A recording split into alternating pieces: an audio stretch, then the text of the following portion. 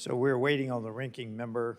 He'll be right here. He's got to gavel in on the secretary before he comes. So give us a few minutes to get him here.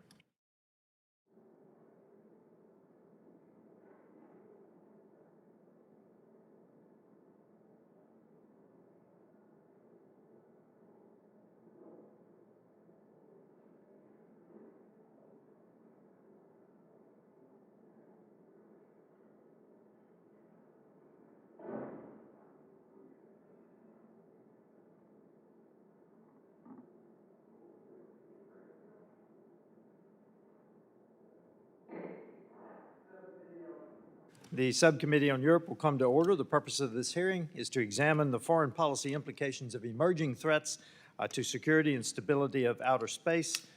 I now recognize myself for an opening statement, but before I do, I ask unanimous consent that the member from Florida, Representative Herodopoulos, be allowed to sit on the dais and participate in today's hearing.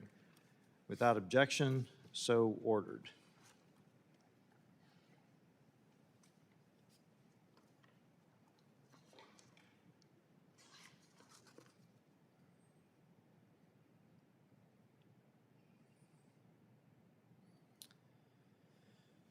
Just a few weeks ago, the world watched as our astronauts completed a historic mission circling the moon, the first astronauts to return in over half a century.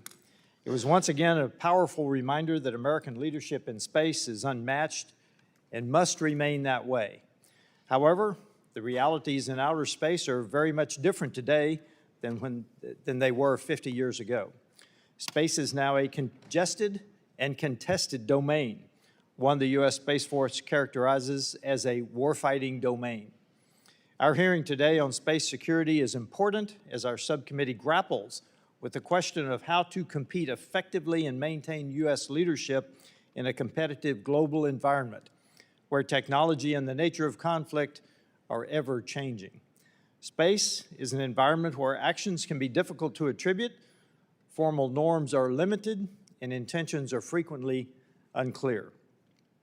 China, for example, has engaged in aggressive maneuvers in space, from pushing defunct satellites out of orbit to close proximity operations that the U.S. Space Force has characterized as dogfighting in orbit.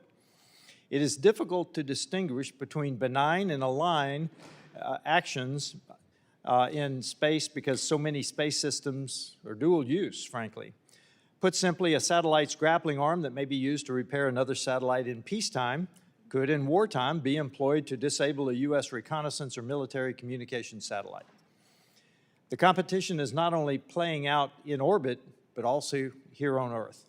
China is rapidly expanding space partnerships in developing countries, investing in ground infrastructure to improve tracking, monitoring, and launch capabilities.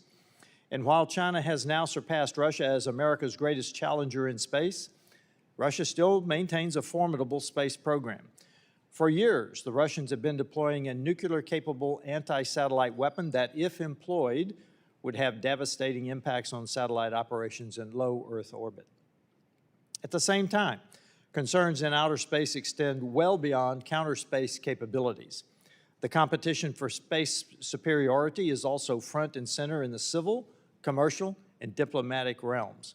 Programs like NASA's Artemis Accords, in coordination with the U.S. State Department, show how American leadership in space strengthens our alliances and advances U.S. interests.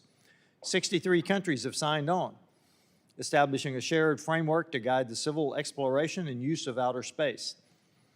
But China is working aggressively to challenge that leadership, from lunar base ambitions to expanding satellite constellations through the International Telecommunications Union, the ITU. That is why it is encouraging to see the State Department prioritizing these emerging challenges. Secretary Rubio created a new Bureau of Emerging Threats, which, among other priorities, will focus on the very space security issues we are discussing today. It is important that we authorize this Bureau and advance additional legislative actions, which we will discuss in more detail today, to ensure this committee supports efforts to strengthen the security and stability of the space domain. As chairman of the subcommittee with oversight responsibility of the Bureau of Emerging Threats, as well as a member of the Space Subcommittee on Science, Space, and Technology. I look forward to working with my colleagues to advance these priorities.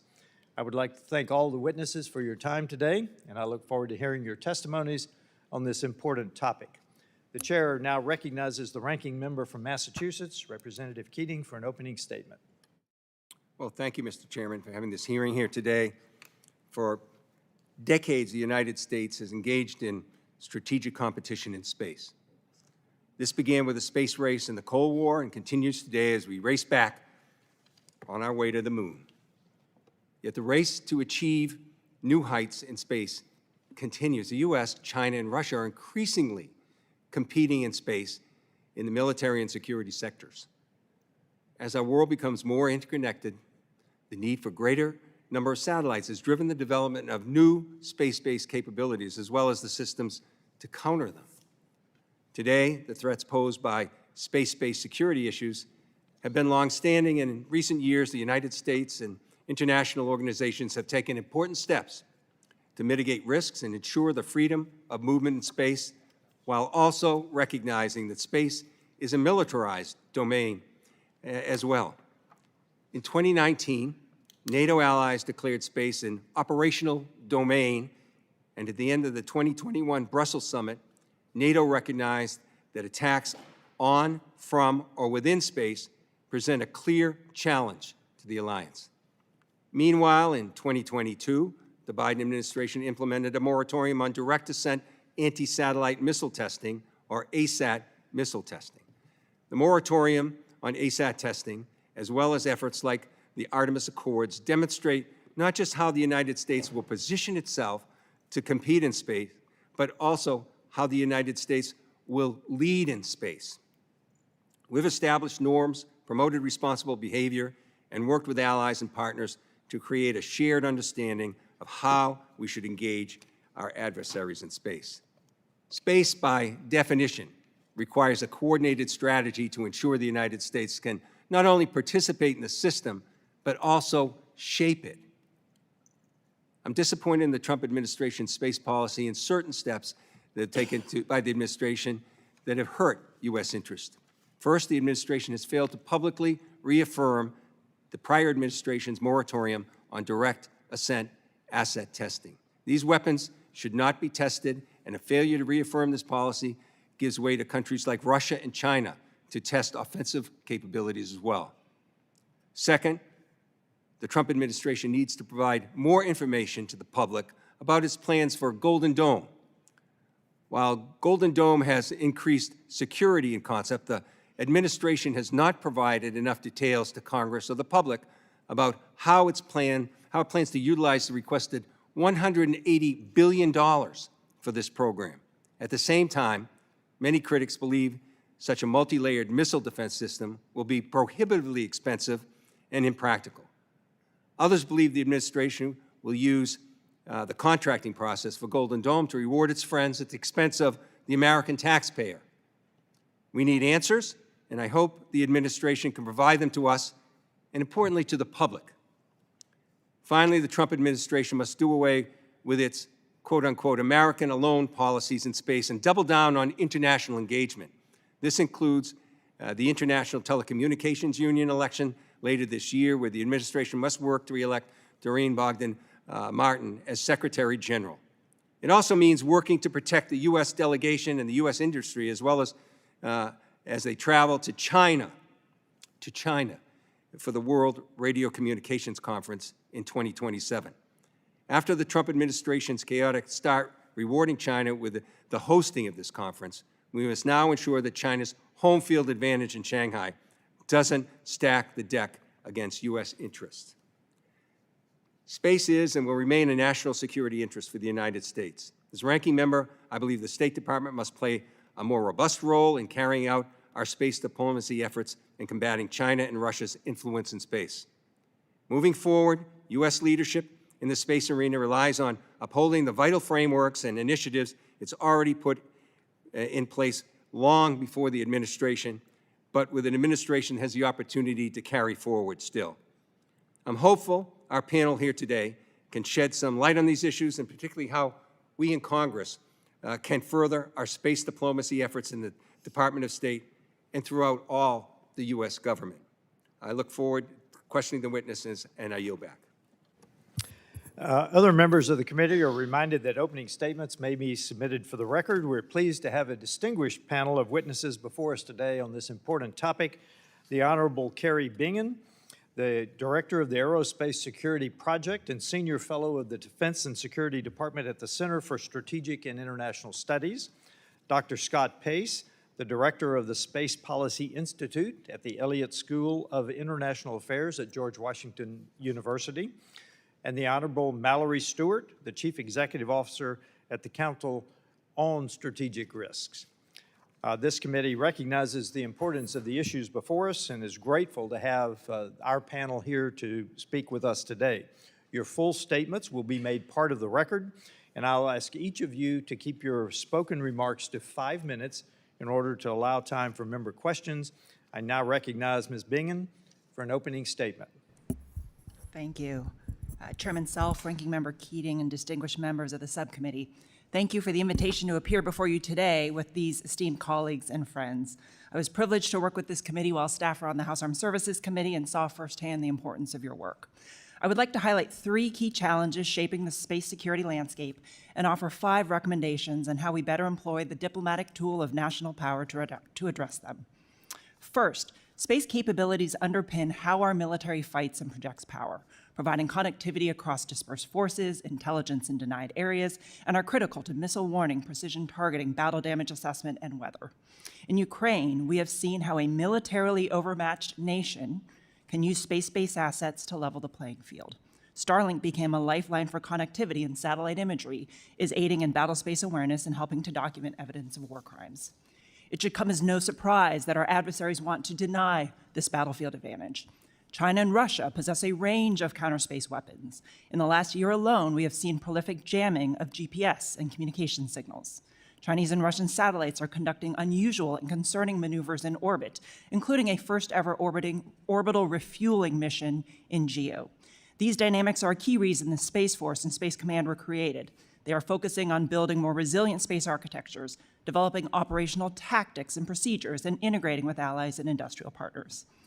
A second trend is the rise of commercial space. More than 80% of satellites on orbit are commercial, and over 100 countries now operate in space. With more actors in space, broader access to technology, and greater economic stakes, global competition is intensifying. China, for example, is building its version of Starlink and Falcon 9 rockets and challenging the long-standing U.S. lead in commercial satellite imagery. One consequence of this new dynamic is a far more transparent battlefield.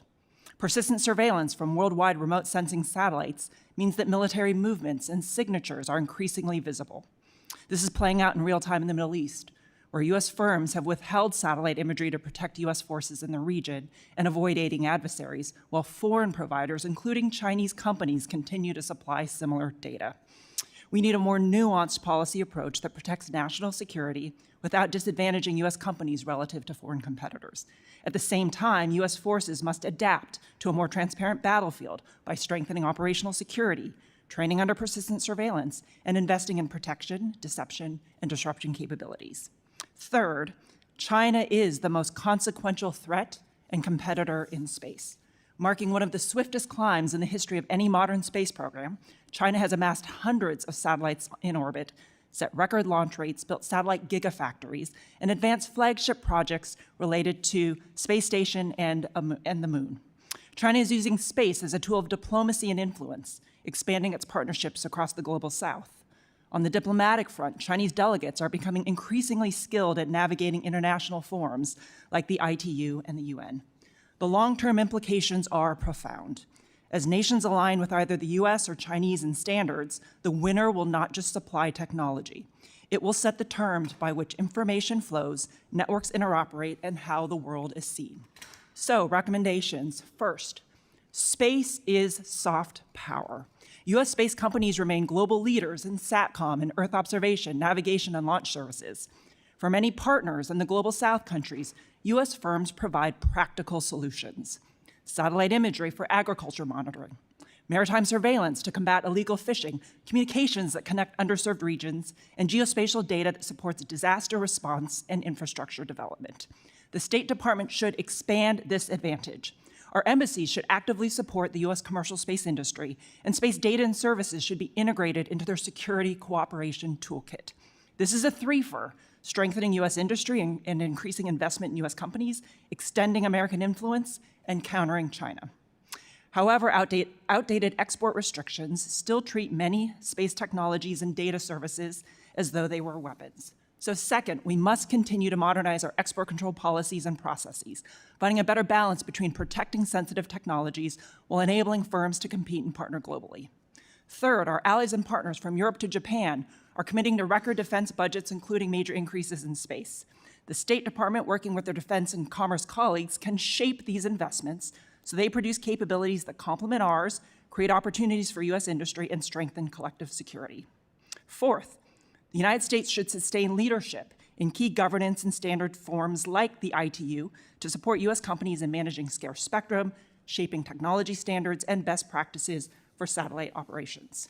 Finally, we are in a strategic technology competition with China, which has prioritized aerospace alongside AI, quantum, and biotech.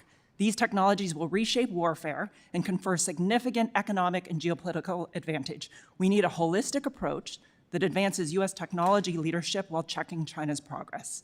This will require deepening states' technical expertise and better integrating it with diplomatic tools. So I'm hopeful that the new Bureau of Emerging Threats can provide such focus. The United States leads in space today, but that lead is not assured. Sustaining our strategic advantage in space will require urgent action at home, strong partnerships abroad, and continued leadership in shaping the future of the domain. Thank you for your time today, and I look forward to your questions. Thank you. I now recognize Dr. Pace for an opening statement. Thank you. Chairman Self, Ranking Member Keating, and distinguished members of this subcommittee, thank you for holding this important hearing, and thank you also for the panel you've assembled here with some honored colleagues that I've worked with for many years. In light of ongoing military operations, disruptive technologies, and shifting balances of power, this is a very timely opportunity to consider American space enterprise, and in particular, the role of diplomacy at the U.S. State Department. We have moved from a bipolar contest between the United States and the Soviet Union into a crowded field defined by globalization, democratization, rise of new space. The United States Space Forces envisions its future operating environment as being what they call a heteropolar world order, a global system defined by uneven concentrations of capability where the United States and China hold dominant but asymmetric influence. Our most visible space effort, the Artemis program, is not a military effort, but it is a geopolitical instrument of national security and diplomacy. It signals that the United States intends to lead an international and commercial coalition built on transparency, shared expectations, and a sustainable presence. For the State Department to meet the demands of this new strategic landscape in space, I offer a few recommendations. First, of course, strengthen the T and E family coordination. The recent reorganization that merged arms control and nonproliferation into a Bureau of Arms Control and Nonproliferation, I believe, is the logical one. Disarmament and nonproliferation are two sides of the same coin, so aligning these functions within the department to act more efficiently to address threats from weapons of mass destruction, including those that may use the space domain.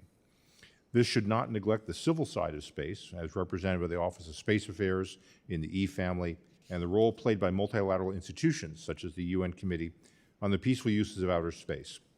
Civil, security, economic interests are all important to U.S. foreign policy.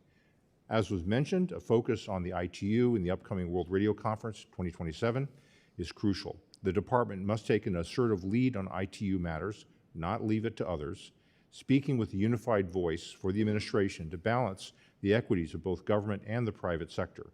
The work team needs to be fully resourced and engage early with regional blocs, such as in the Americas, Asia Pacific, and of course Europe, to enter into Work 27 with a coalition that can defend a rules-based spectrum governance. Next, complete space export control reforms.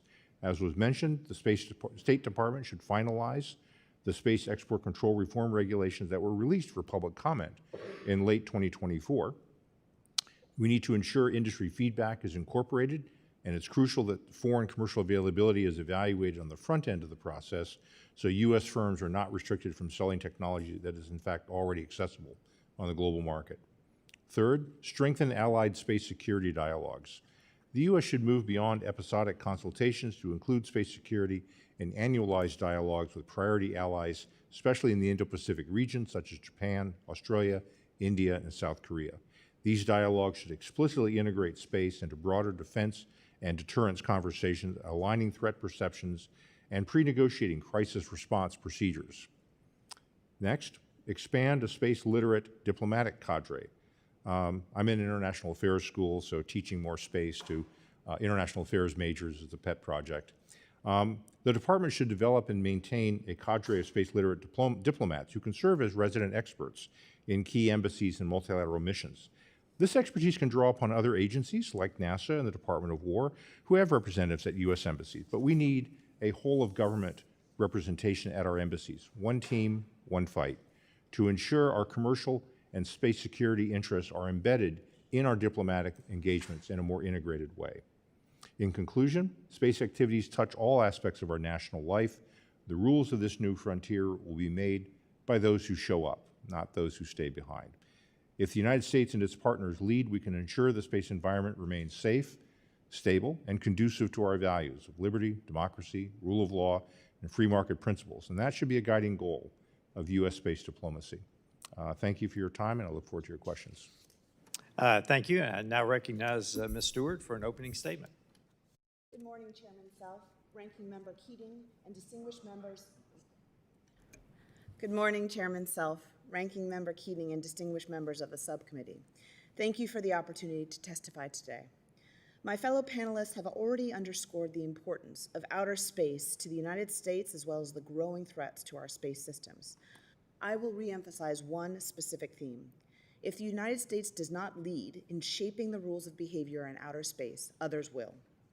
To elaborate, I will briefly address 3 points. First, why the U.S. must work with its allies and partners, both for greater outer space security and in the formulation of rules.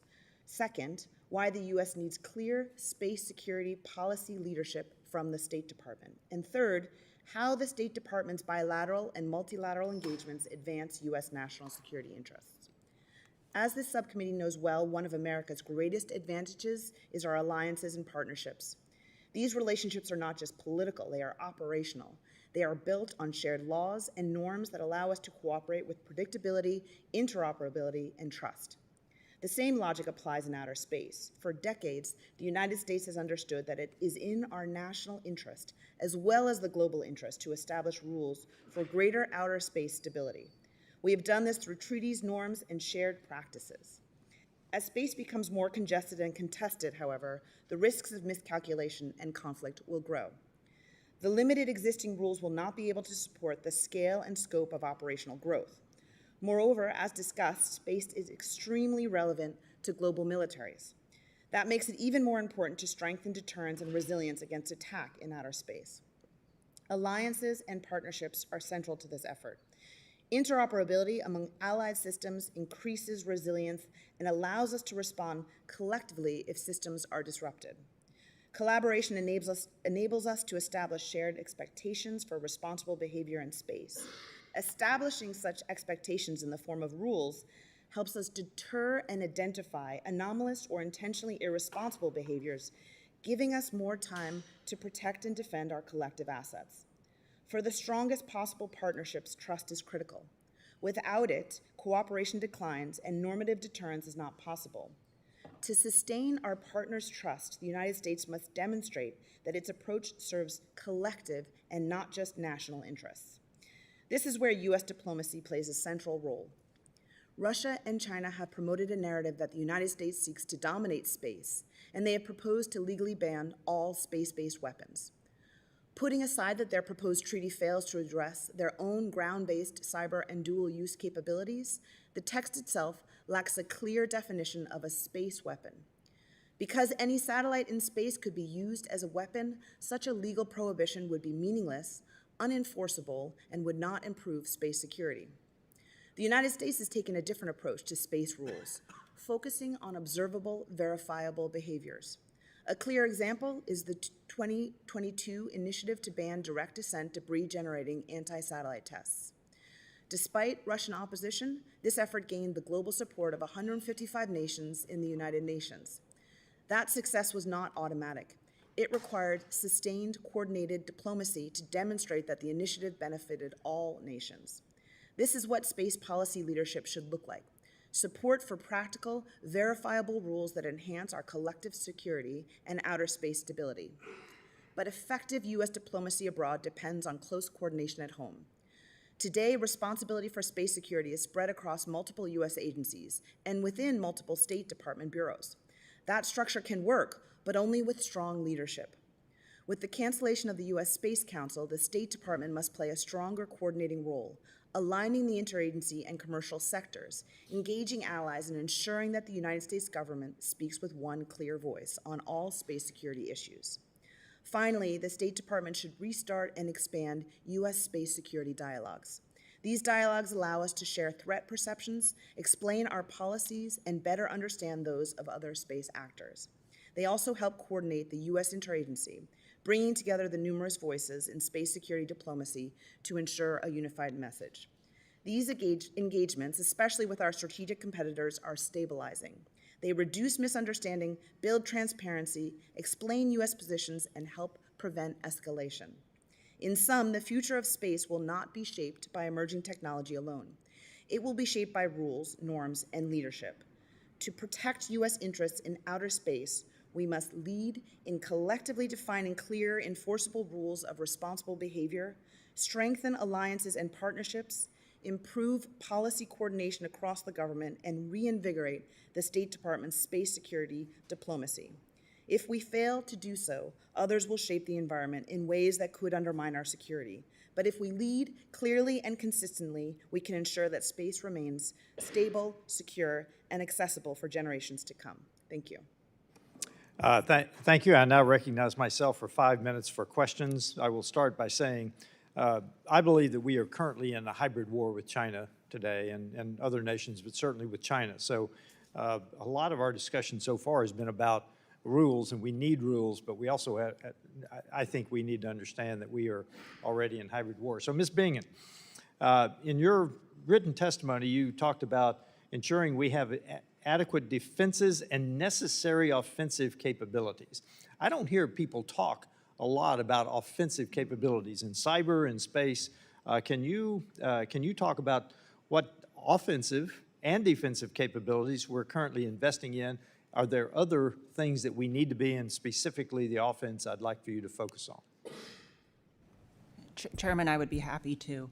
And if I can first frame it by, I mentioned there are a range of threats that we see China and Russia pursuing, from cyber methods to electronic warfare like jamming, all the way up to kinetic activity, direct descent missiles, on-orbital systems, and then even nuclear. So that all speaks to us looking at investing in defensive capabilities, more resilient architectures. At the same point in time, when you see what China is doing in space, building and launching over 500 ISR satellites today, building their versions of Starlink, they're essentially closing their kill chains. And frankly, they're practicing targeting our ports, our ships at sea, our bases. When you think of an Indo-Pacific scenario, so much of our military connectivity, our command and control, our ISR, our eyes, our ears, our ability to communicate rests in space. The Chinese know that. They're also taking advantage of space to target our forces on the ground. It raises the question of we also need capability to hold at risk their ability to see us, to target our forces on the ground. It doesn't have to, there are options. You can do it kinetically, you can do it non-kinetically. But we are now at a time where space is being used against our joint force, and we need to have tools in the toolkit to hold that at risk the same way that they hold our systems at risk. Thank you. Dr. Pace, Ms. Bingen again, you also said delivering capabilities that would support our allies' security needs. What do you think that looks like? Is that like our FMS program for weapons systems? Are we talking about money? Are we talking about equipment? What are we talking about there when you delivering capabilities to our allies? It's a range of options. It's everything from our industry building satellites and providing them as part of a sovereign architecture for Japan or for. But how do we do that? I've got that. How do we do that? Is this an FMS system, a DCS system? I think it can be all of the above. I think it can be direct commercial sales. It can be through FMS and security cooperation. It can be providing hardware. It can be providing have that software. today? It can be providing services. Do we have that today? To some degree, we do. And I mentioned a bit briefly, sir. There are some of our export constraints, ITAR in particular, is inhibiting certain sales and provision of data, but it is allowing for others. So it is a mixed scorecard. Which brings me to one of the points you made. We need more nuanced policies in your spoken testimony. What are those nuanced policies? You're talking about ITAR? That's one of the export control. That's one of them, and I would not recognize. I mean, this committee's done a tremendous amount of work in this area.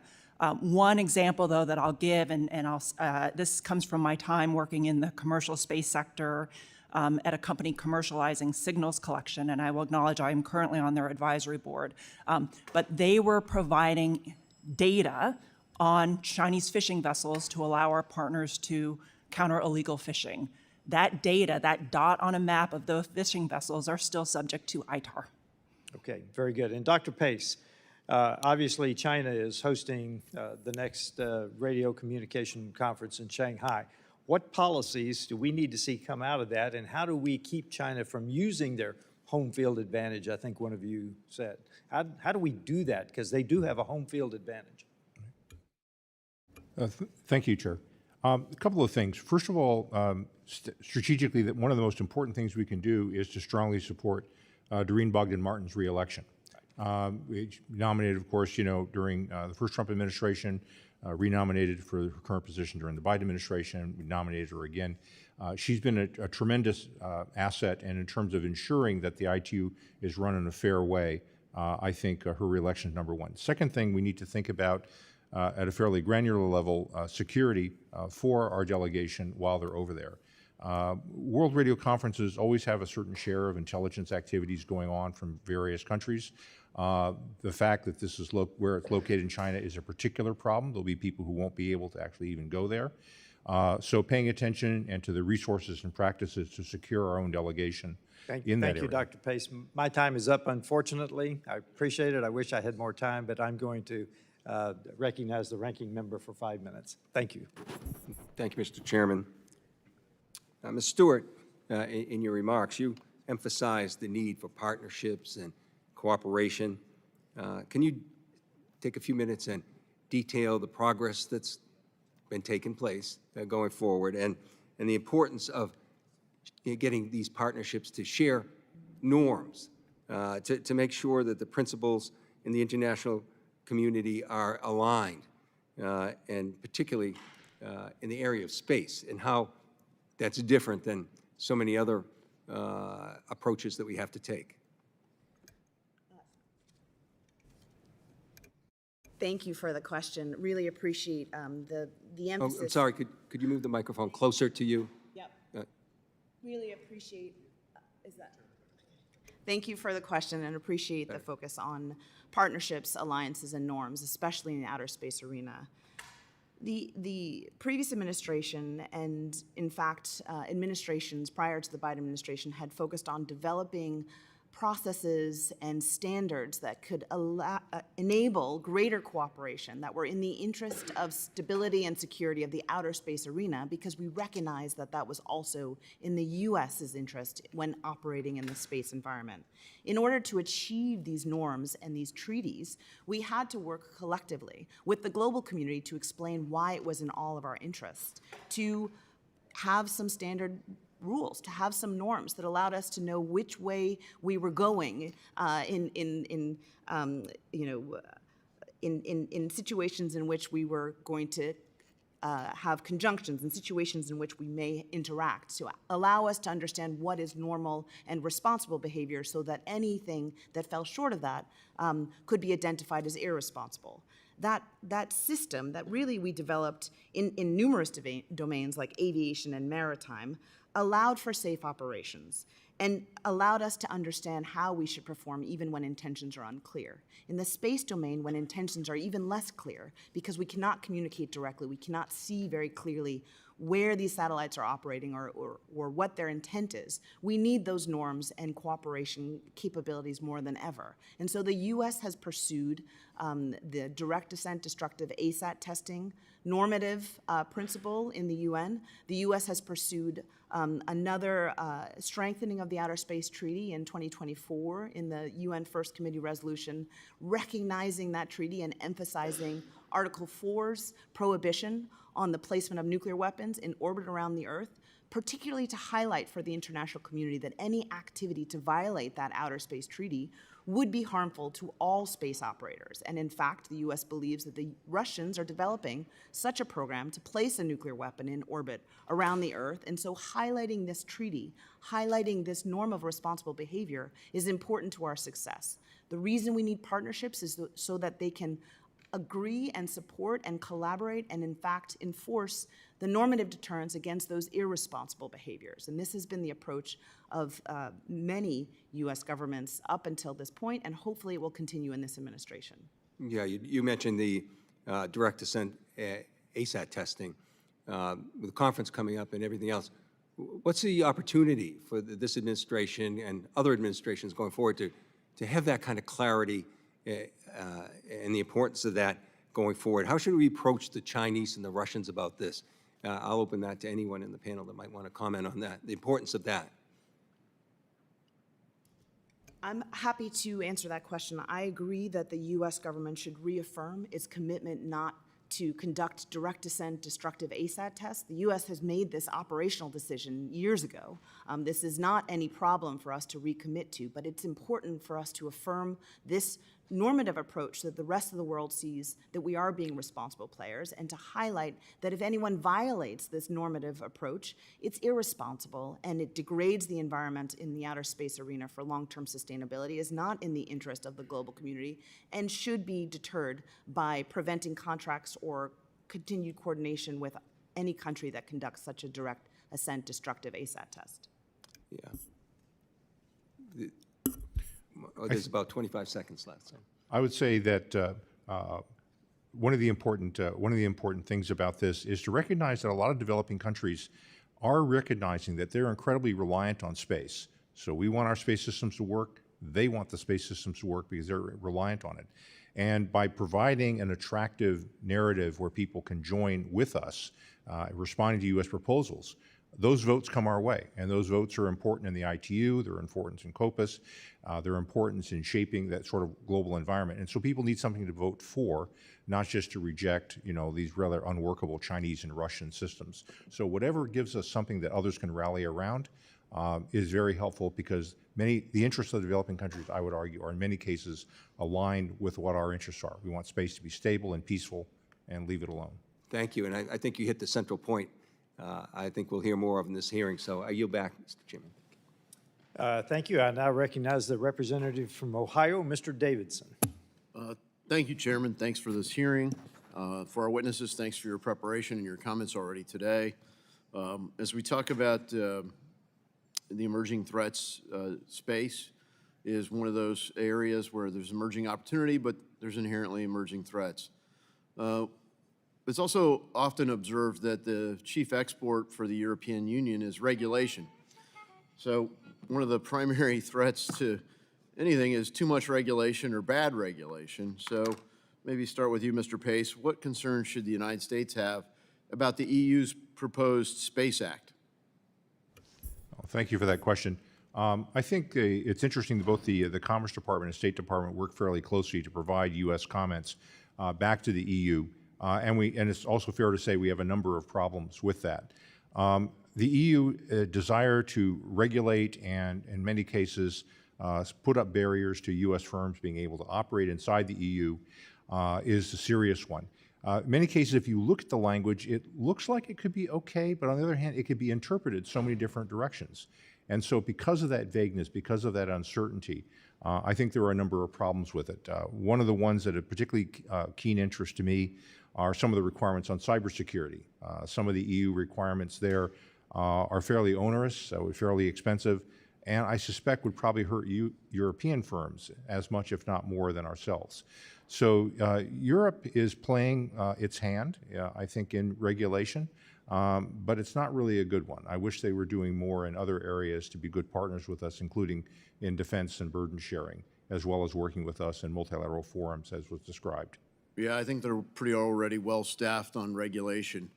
So they haven't staffed up on space and defense. Do they have an autonomous space capability, or to what extent do they depend on the United States? They do. They do have a lot of capable technology, and therefore it's disappointing they don't do some more with it.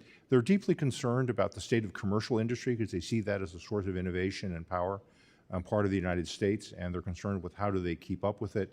But they're not really doing the kind of reforms I personally would argue for in terms of slimming their own regulation, putting more private equity and financing into their markets, and putting on a more entrepreneurial end. There are things they could do, they recognize they can do. It's been hard for them to bring themselves to just pull the trigger and do what they need to do to compete. Yeah, so as we look at our relationship with historic allies in Europe, are we at least united in the threat and challenge posed by China and Russia? I believe there's a common sense. I'll defer maybe to my colleagues here, but there is a recognition of the threat. There is a lot of good discussion at the working and operational levels, I think, within NATO and within the military. The problems tend to be, I think, at the higher sort of political and economic competition levels, which are not always as aligned as we would like them to be. Yeah, thanks. Ms. Bingen, you have thoughts on, are we united in countering China and Russia? So sir, I think in general, I would agree with what Dr. Pace said. A lot of it, though, comes down country to country. So NATO increasingly has recognized space as a warfighting domain, and we have threats, particularly the Russian threat. Germany and France are increasing their space budgets, including for defense and security. ESA, the European Space Agency, civilian agency, but for the first time has been given a mandate to also support security. If I can also touch on your first question briefly and generally talk regulation, we have such an innovative commercial space sector right now. Private capital is going into these areas. There are missions now being commercialized that I would have never imagined being commercialized. It was something only the government do or we imagined only the government would do. So the challenge here is we do not want to stifle this innovative sector where we're still exploring these new missions and applications before they even get out of the gate. Yeah, thanks. And so for taxpayers back home, they often think of space as, why would we weaponize space? People don't always think about all the commercial applications that are there for communications, not just for defense, not just for targeting or surveillance, but even GPS and our way to, operate in modern society. So space is an increasingly important domain. And so I get the frustration with Europe, I guess. I'd say, why should we keep working with these folks? I mean, there's a sense of frustration at some point where you go, well, look, you guys just do you, we're going to do us. It's a shame to get to that point on some levels of this, but what are the pros and cons of that? Just saying, look, we're done trying to persuade you. We're just going to do it, kind of go it alone, as it's alleged. Dr. Pace? I would say that that would be very unfortunate if it came out that way, because first of all, a practical reality among the, as you're familiar with, the Five Eyes countries of Canada, UK, Australia, they're integrated in our operations. I mean, we sit console by console, with these folks. We're looking at Germany is starting to make movements toward a more serious defense posture. They're putting more funding into space-related areas. We'll see if they can execute on that. So as Kari Bingen was saying, you have to look country by country, and in that regard, the EU itself is somewhat disappointing, but individual countries are making movements. You're seeing movement in the commercial sector by Italy. You're seeing France taking some of the commercial stuff more seriously. We'll see what they can do with it. As I mentioned, the Five Eyes are aligned with us. So I think if we look, as the phrase is, a more nuanced approach, there are some signs of hope that we should encourage and work with, while still pushing back against the attempts to have a giant top-down European regulator in charge. Thank you all. I appreciate your testimony today, and I yield back. Thank you. We are already 16 minutes into a vote, so this committee will recess for votes, and we will return.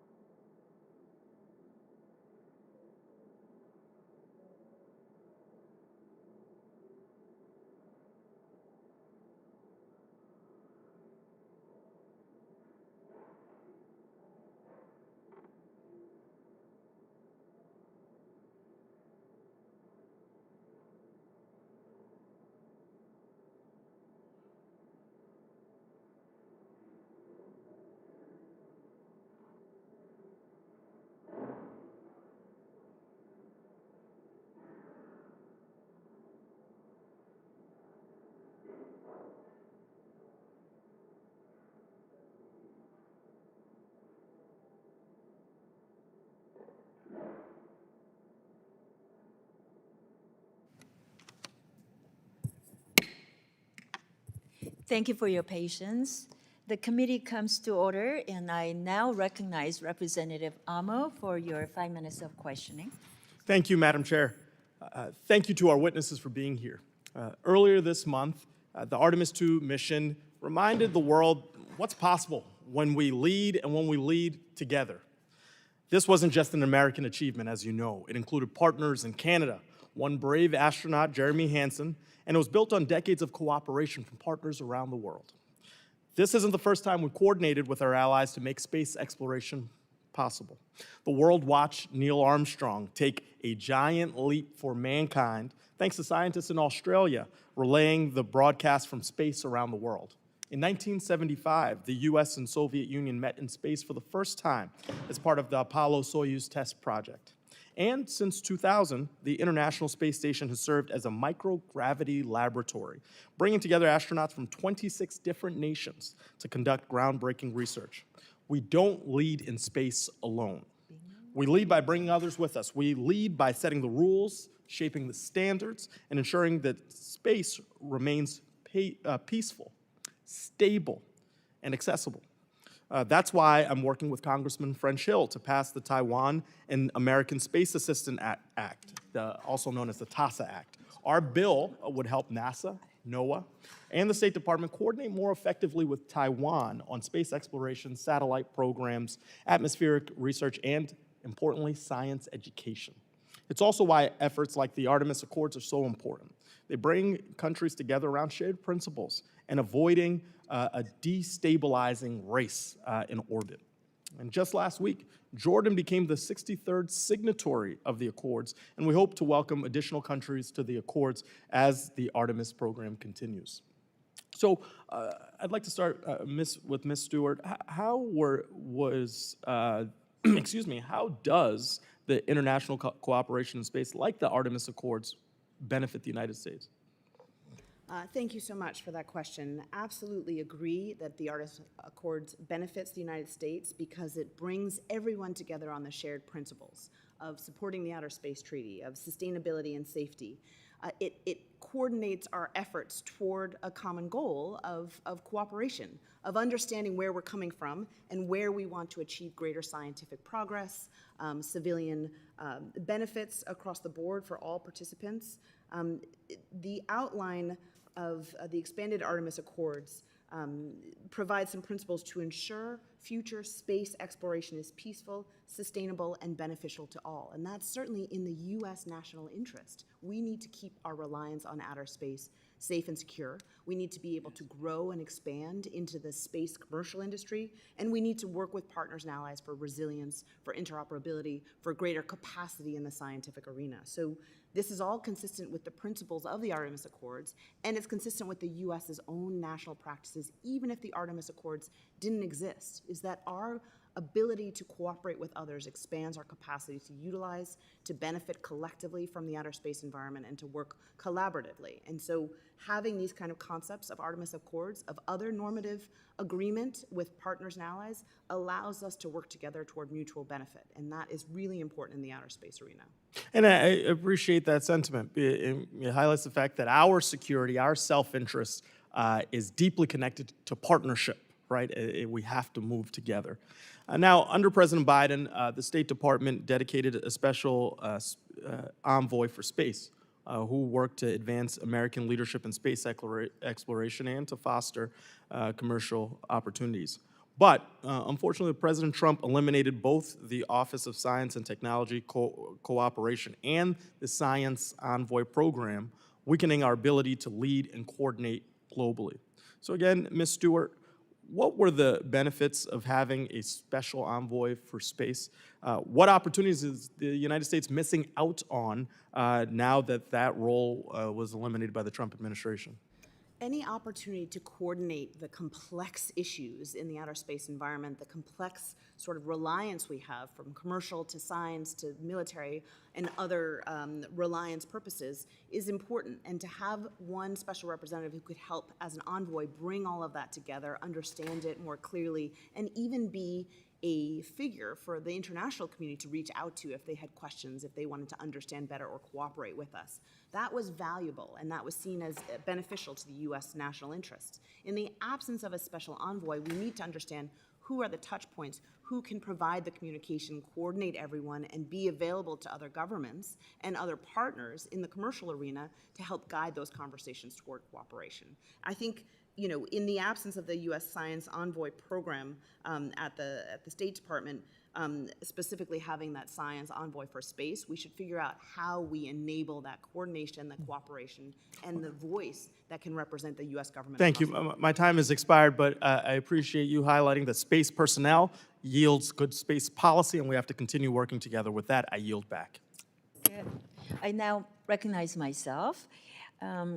Ms. Stewart, at the State Department, civil and commercial space diplomacy are handled under the E family, while space security, arms control, and defense-related space issues are handled by the T family bureaus. This organizational split reflects the dual-use nature of space, but can create disconnects in policy execution. So from your experience at the department, can you briefly discuss how, or characterize the day-to-day coordination and information sharing between the bureaus? And if you can talk about what improvements you can suggest for robust inter-bureau coordination to avoid sending mixed signals to allies and partners. But let me throw one more question out there.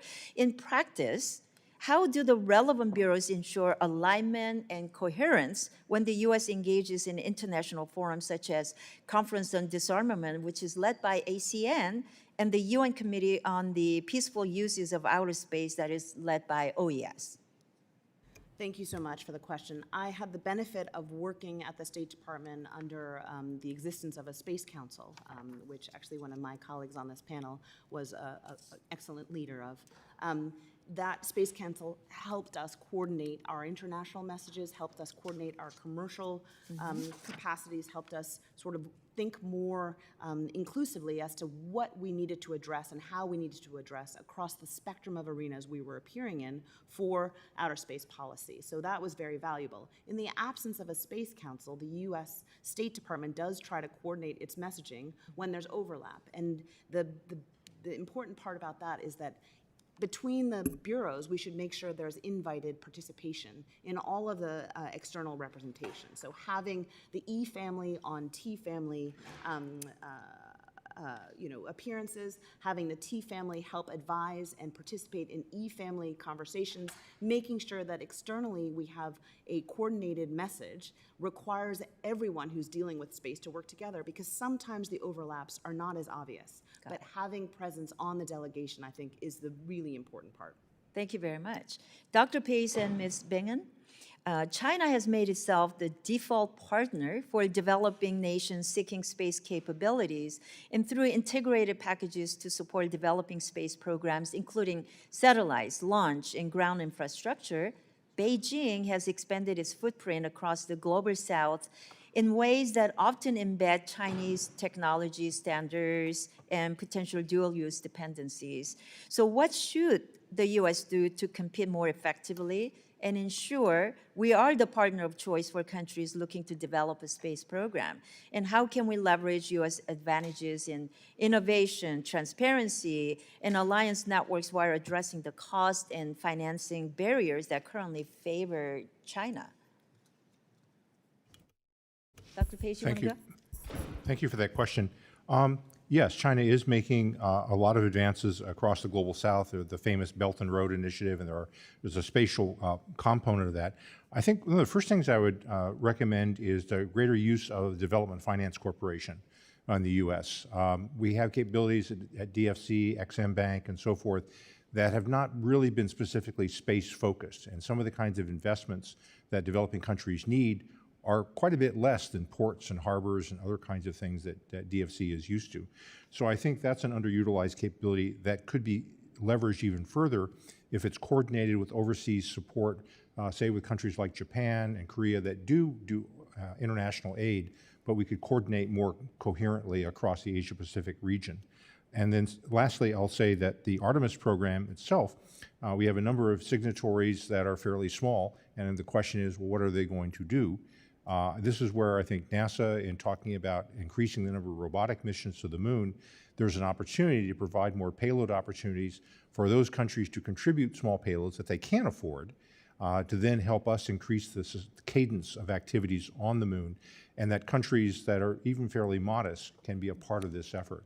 So I think that will also help in outreach by giving an alternative to the China narrative that otherwise would be out there. Thank you. Ms. Bingen, can you add to that? Yeah, Congressman, absolutely.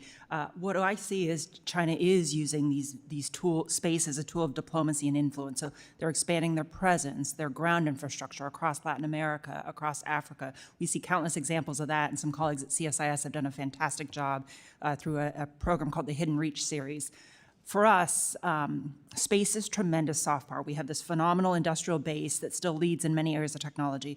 We have this burgeoning startup ecosystem. It is soft power. And so from state's perspective, I look at there really be 3 authorities and 3 areas that it can very much press on to leverage that soft power space. So commercial direct sales, our embassies, our folks on the ground encouraging U.S. space solutions, working with our industry. Number 2, we talked a little earlier about FMS and FMS. It's traditionally been focused on ships and aircraft, but I think there's a space component to that we need to look at and think creatively about. And then third, security cooperation. Our security cooperation officers in these embassies is to look at those authorities and what space data and services could be brought to bear for maritime domain awareness, resource management, et cetera. Thank you very much. I now recognize Representative Titus for 5 minutes. Thank you. Thank you very much. I'm sorry that Chairman's gone because I wanted to direct some of this to him, but thank you for sitting in for him. I'm really still trying to understand why we're talking about space today when there are so many other issues in the subcommittee's jurisdiction that we could be talking about that are happening like on Earth. We've got the war in Ukraine that continues to rage. We've got democracy that's backsliding in Europe. You've got energy insecurity that remains top of mind for our European allies and partners. You got USAID's dissolution, which spurs worldwide health crises. You've got rising authoritarian influence throughout Eurasia, and that doesn't even take into account Trump's war of choice against Iran, which is having an impact on Europe, raising gas prices, fertilizer prices, and we've even seen the Iranian drone attack on Cyprus, which is a critical partner of ours in the Eastern Mediterranean. Now, I'm wondering if perhaps we're having this hearing to distract from the administration's failure to meaningfully address any of those major issues here on Earth. I don't mean to imply that space doesn't matter. It certainly does. Mr. Keating laid out lots of reasons why, and our witnesses have talked about that.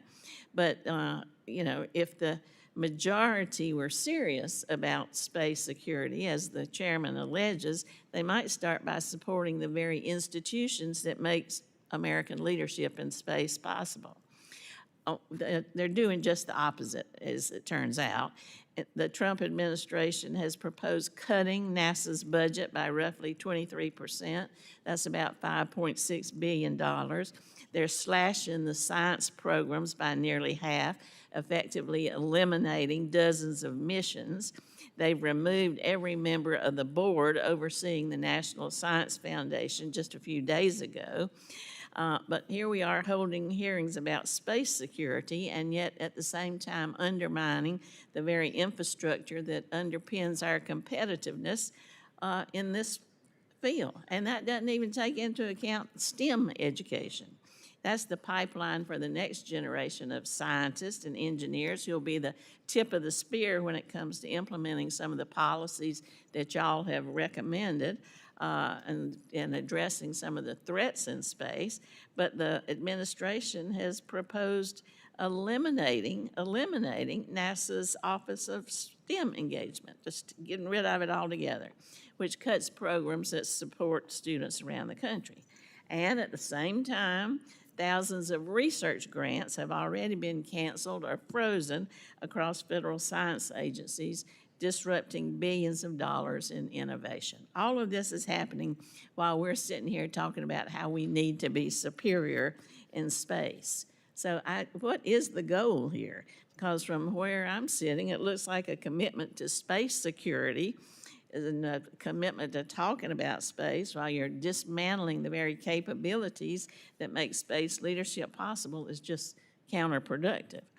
Now, if we're serious about competition with our adversaries, we'd be serious about investing in technological leadership, serious about national security ties and where those investments can be made. So whether it's on Earth or in orbit, maybe we should go back to funding some of the science that would make this superiority possible.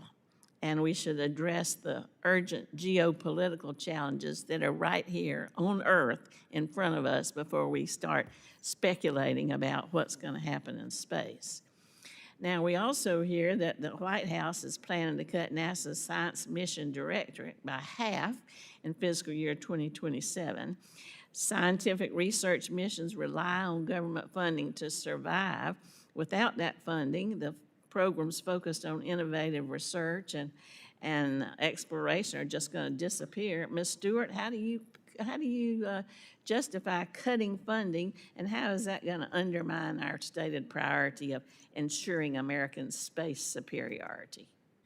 Thank you, Representative Titus. I agree that we need to support our outer space infrastructure domestically in the science and technology arena, including in the NASA budget context. I don't disagree with what you've said. I think the good news is that there's a lot of agreement on this panel, and it sounds like there's a lot of agreement in this subcommittee of the importance of outer space for our alliance building and our partnerships, and hopefully for the future of our safety and security. So while these cuts are happening and these concerns are valid, I'm hoping that this committee, this subcommittee, and this panel can help encourage greater coordination and cooperation for the future of alliance building, but also for the future sustainability of the outer space environment. Thank you. I yield back. Thank you. I now recognize Representative Moylan of Guam for 5 minutes of your questioning. Thank you, Madam Chair. Thank you to the panel. For Guam, we're really concerned about the Indo-PACOM situation, of course, and our aggressor being the most western soil of the United States, so close to our aggressor in China.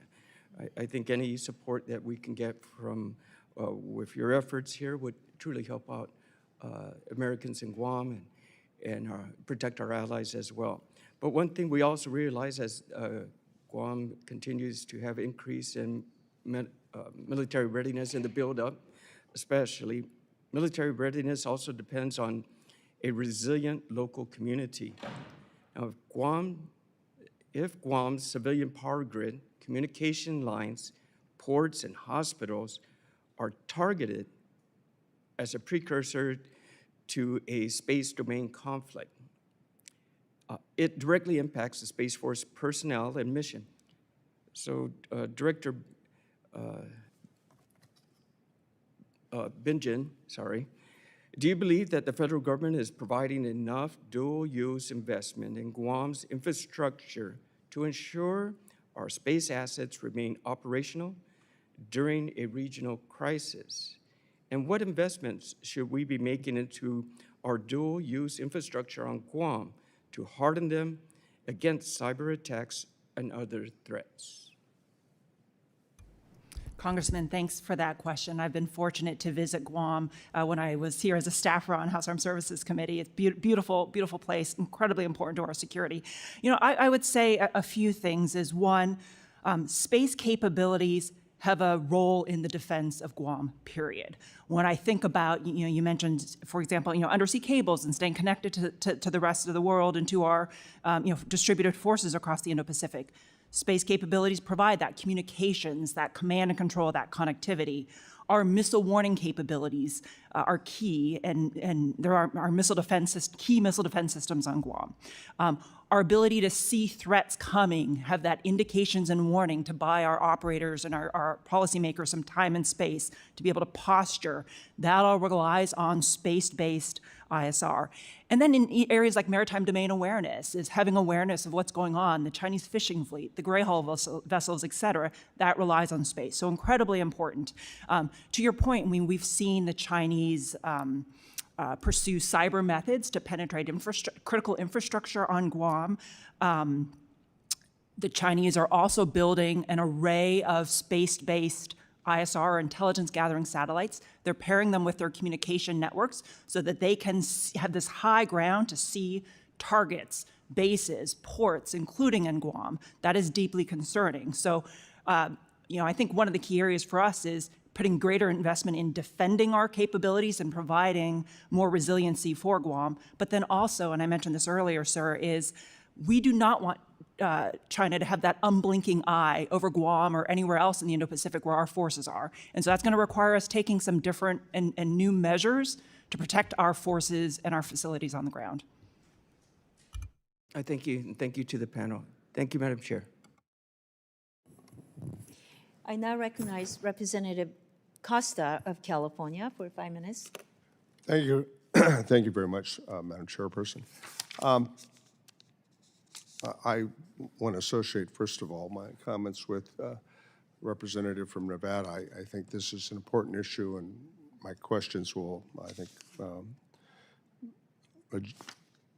seek out to underline that. But the issue in Iran and the issue with Ukraine, I think, are also important issues, and we ought to be discussing those as well. All three of you agree that Russia and China are our adversaries. And you talked about us taking the leadership while we still can to set up the goals and the rules. Is that correct? See your head nodding there. How do you believe that the United States is going to be able to do that in the development of counter-space weapons then with the threat posed by Russia and China? Who would like to respond? Well, thank you for that question, sir. I think we are capable of creating the counter-space capabilities necessary to hold Russian and Chinese assets at risk, and that hard power is absolutely crucial to ensuring stability and deterrence. But I think that that can't be separate from our diplomatic activities of getting other countries to align with us and find their common interest with us. As I mentioned earlier, many developing countries are very much opposed to conflict in space because they understand their infrastructure would be placed at risk. And I think our allies, Absolutely. that include NATO and other allies in Asia, would be willing to do so too, if we weren't spending so much time belittling their capabilities and their partnership. So why would Russia and China be willing to engage, assuming that we could put together a coalition of the willing to discuss counter-space weapons? I think there are several ways to try to encourage Russia and China to engage with us on the challenges of counter-space weapons, and that's encourage the international community to accept certain parameters as in all of our interest, including the creation of debris. And so we can start with the prohibition on intentional debris creation, ASAT testing. What scares you the most? You can each respond by this being unattended with Russia and China. Sorry, what scares me the most on what? If we leave this under the current status quo. I think the arms racing in outer space will continue unabated with no guardrails, and we'll see the diminishment of the sustainability of the arena through creation of debris, potentially through the placement of a nuclear weapon on orbit or other violations of the Outer Space Treaty. Kari, Bingen, what scares you the most? I think at the ultimate end, it's a threat like Russia's nuclear anti-satellite capability that, if deployed, could lay waste to entire swaths of orbits in space that we use not just for security, but for civilian science, for commerce. Well, we haven't even begun to talk about the potential in North Korea, an outlier, to capably have the ability to create havoc. And I think that's a really good point, is it doesn't necessarily take an orbiting space mine with a nuclear weapon to cause significant damage. It could be somebody with a missile program and a nuclear weapons program that pair the two. And so what would be the goals and that you think, if we were to bring together such a dialogue, as you referenced it, that we should be aspiring to? What goals? Yes, Mallory, Stewart, you have your hand up. I think we can clearly remind the international community of the importance of the treaty and normative architectures and show that we should work to strengthen those. And one of the ways is to work on verification technologies. At the Council on Strategic Risk, we're working to develop awareness of existing technologies that can verify the Outer Space Treaty's prohibition on the placement of a nuclear weapon in orbit. And that's really important for the international community to work on. The outer space community was negotiated in the 60s, and we didn't realize how much technology could actually help strengthen that. Is there concurrence among the two of you with Stewart's comments? Would you add or subtract? Well, sir, I think that I agree with the comments that my colleagues have made. I would just simply stress that in the meantime, we need to be looking at working with our allies on exercise. I couldn't agree with you more. By the way, my time's expired, but Dr. Pace, we can agree to disagree, but until Congress changes the name of the Department of Defense, it's defense. And it may please some in some sectors to hear Department of something else.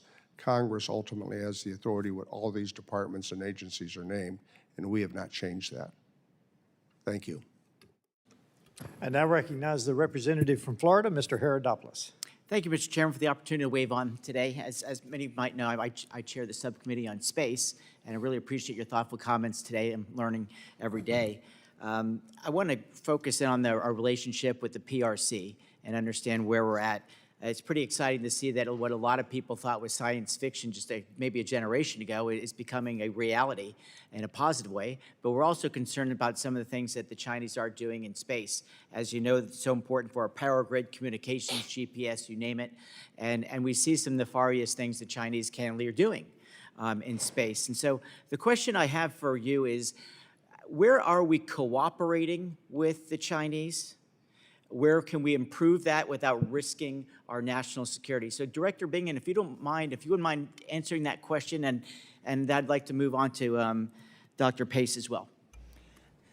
So let me first say, sir, I think China is the most consequential threat and competitor to us in space. At the same point in time, you go back to the Cold War, we still figure out a way to talk to the Soviets, to reduce risks, to reduce miscalculation. I think there's a near-term opportunity here for us to engage in some sort of dialogue with China, and I'd say it should be focused around space safety.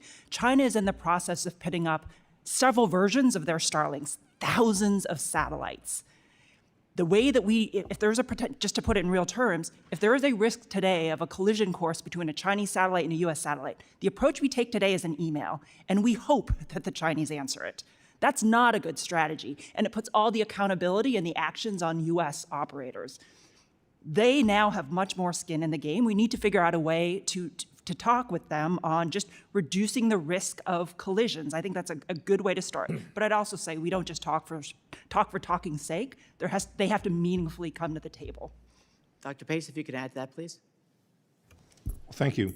There is a number of areas, I think, following on that comment about exchanging information.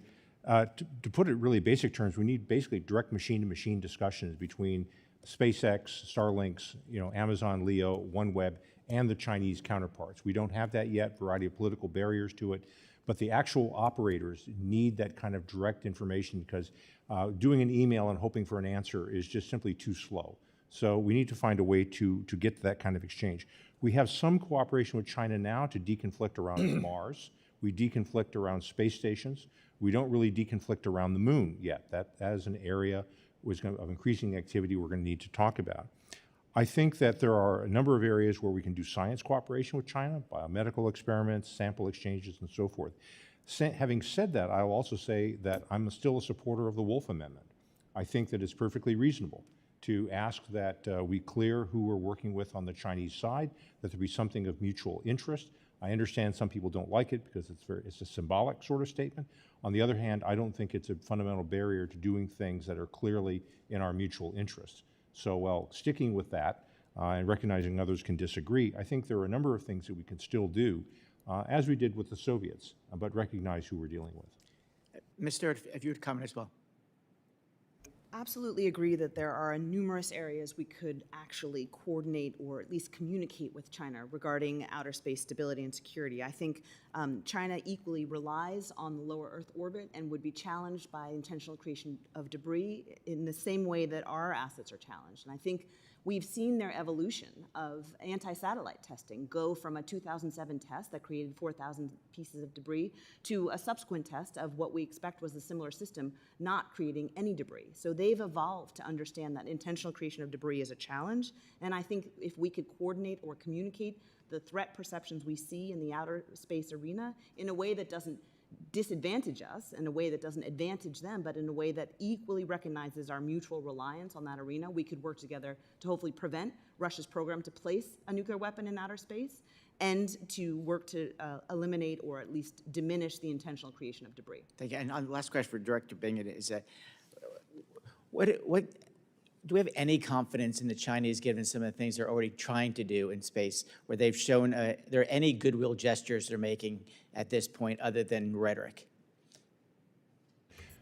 Well, I think the recent era where the Chinese communication to NASA saying they were going to maneuver one of their satellites and told us, you guys don't move, or we'll move around you, that was certainly a good first step. A fundamental problem I think that we have with China is that they want to have a political agreement first before they'll engage in some of these lower level norm setting.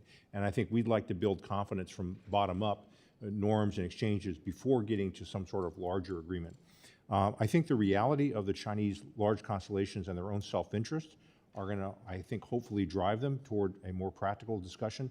But as long as they hold out a requirement that we sign up for some unenforceable arms control agreement, I don't think we're really going to get very far. So the sooner that we can get to reality, I think, with them, the better. Thank you, Dr. Basin. Mr. Chairman, thanks again for the opportunity to serve today. I now recognize the representative from Florida, Mr. Fine. Well, thank you. And thank you all of you for being here today. Look, the United States has always been the leader in space, and I'm incredibly grateful to the President for reinvigorating it. I used to represent Kennedy Space Center when I served in the legislature. One of the few exciting things when you're in the legislature, you get invited to just about every launch that exists.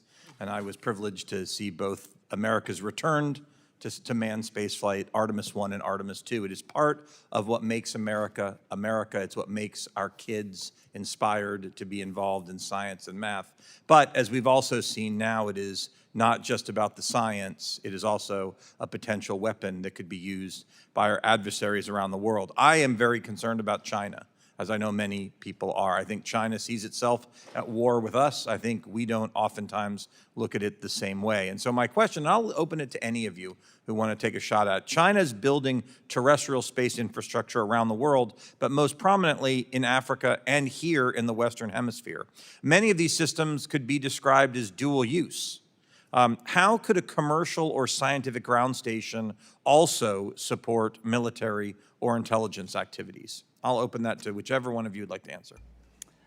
Congressman, you're exactly right. In some of the research that we've done at CSIS, we have seen China develop agreements with a whole host of different nations across the global south and in Latin America as well as in Africa. And they are putting space ground infrastructure, antennas, ground station, command and control sites.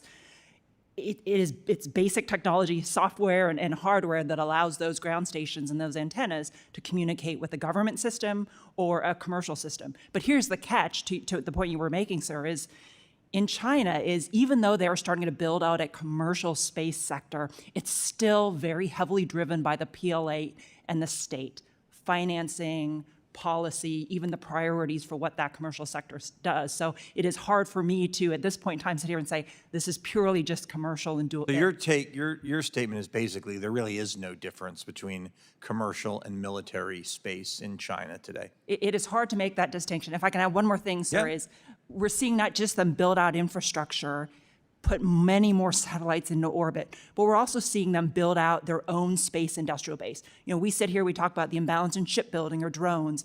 I think people would be surprised to hear how much they are building up their industrial capacity to go big in space. Satellite gigafactories, aerospace cities, et cetera. So what risks, and you can continue to answer, what risks do these ground stations located in the Western Hemisphere pose to U.S. national security? And are there things that our State Department can use in diplomacy to reveal the risks of hosting terrestrial space infrastructure owned by China to our allies and partners? Dr. Pace, go ahead. I would say one of the first things is to work with those countries to have them get greater transparency on what's happening on their own territory. So they may not know. I think in many cases they don't know, or they simply assumed what they were initially told. And the ability for us to maybe make clear that they haven't been fully informed as to what's happening in their own territory would be a place to start. I would just add to that that in some of these countries, they don't even have access to these facilities, that they've been built by the Chinese. They were told that they would have access and learn from it to their advantage, these local. And then they don't. Exactly. And They don't keep their word, huh? Exactly. And All right. raising that point Shocker. with them and highlighting that this is a challenge for their own participation in the arms race that's happening in outer space, and they could be implicated by supporting China's All right, development. so I only have 1 minute left, so let me ask this question then, and we'll start with you, Mrs. Stewart. What actions can Congress take? What could we do to discourage nations in our hemisphere from hosting these dual use, which may not be dual use, terrestrial space infrastructure? What can we do about it? I think there's several things that could be done. I think raising the awareness in these countries is something the State Department should be required to do through its conversations of space security dialogues, whether these dialogues are part of new conversations or part of 2+2 or military analysis conversations, but raising awareness in those countries of the need for them to understand exactly what's happening on their territory is something Congress can ask the State Department to focus on. Dr. Pace? I would also say this is where we can look at, as I mentioned earlier, Development Finance Corporation and others, so that the Chinese aren't the only ones out there offering, potential terms and conditions for their own developments. I think the commercial space industry in the United States, supported by the U.S. government as part of the foreign policy interest of the United States, can make headway in a lot of those countries who are interested in being part of a growing commercial space industry worldwide. It's attractive, and they want to be a part of it. And I wish I had time, but I'm out of time, so maybe someone else will ask. But thank you all for being here and addressing this real issue that faces the United States. Thank you, Mr. Chairman. I yield back. Thank you, and I'm going to start a second round if anyone wants to stay for a second round. I want to talk about what you were just discussing, freedom versus a command economy. We saw this under the Soviet Union. Back in the Cold War, we thought the Russians were 7 feet tall, and in fact, I commanded a tactical nuclear weapon in a Special Forces detachment. We carried a little man-portable nuke. Our sole mission was to go deep to stop operational maneuver groups coming out of deep Russia because we thought that they could overwhelm NATO. I think we're in the same situation because we figured out the Soviet Union was a command economy, and eventually that falls. So we're in the same situation. Now, I want to read just from several sources here about the Trump administration perspective on space. First of all, from the EO, superiority in space is a measure of national vision and willpower, and the technologies Americans develop to achieve it contribute substantially to the nation's strength, security, and prosperity. The United States must therefore pursue a space policy that will extend the reach of human discovery, secure the nation's vital economic and security interests, unleash commercial development, and lay the foundation for a new space age. That's in the EO. Then we have to understand that for the United States Space Force, we're investing more than $75 billion. It nearly doubles the budget for the U.S. Space Force. And lastly, under this subcommittee, we have the Bureau of Emerging Threats, and frankly, they are charged to safeguard our national security against cyber attacks, the weaponization of space, and similar malicious efforts. So to say that the Trump administration is ignoring space and space security is a misstatement. And I ask unanimous consent to submit into the record these articles on the Trump administration's efforts to ensure space superiority. Without objection, so ordered. I want to thank our panel of witnesses. This has been, I hope I didn't miss a whole lot, but I really appreciate your testimony. And I thank the witnesses for their valuable testimony and the members for their questions. The members of the subcommittee may have some additional questions for the witnesses. We ask you to respond to these in writing. Pursuant to committee rules, all members may have 5 days to submit statements, questions, and extraneous materials for the record, subject to the length limitations. Without objection, the committee stands adjourned.